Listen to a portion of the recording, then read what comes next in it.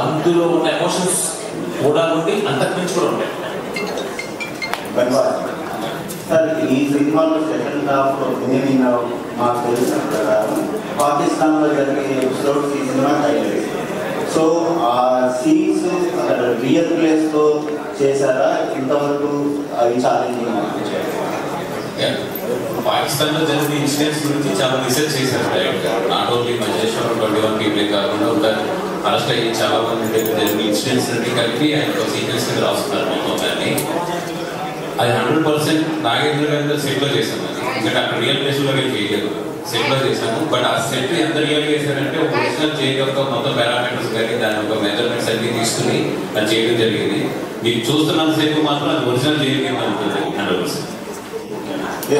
ఇప్పటి వరకు మీరు చిన్న బడ్జెట్ సినిమాల్లోని పెద్ద హిట్ కొట్టారు, మీడియం బడ్జెట్లోని చాలా పెద్ద హిట్ కొట్టారు.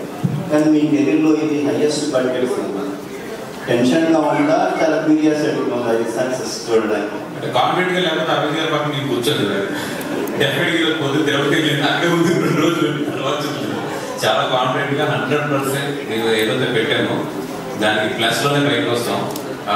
ఇందాకే అరవింద్ గారితో కూడా చాలా చేశాను. ఈ సినిమా ప్రాఫిట్ డెఫినెట్గా వస్తుంది. అది 100% నేనైతే చాలా కాన్ఫిడెంట్గా ఉన్నాను. నాకన్నా అరవింద్ గారు ఎక్కువ కాన్ఫిడెంట్గా ఉన్నారు. ఇంకా నేను 2 ఏరియాలు అమ్మమంటే నీకు ఏమన్నా భయం ఉంటే కనుక మీ దగ్గర నుంచి కోరుకుంటాను అన్నారు. అయితే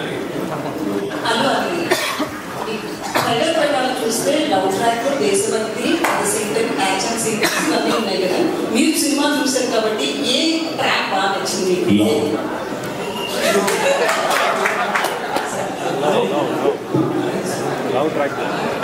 సార్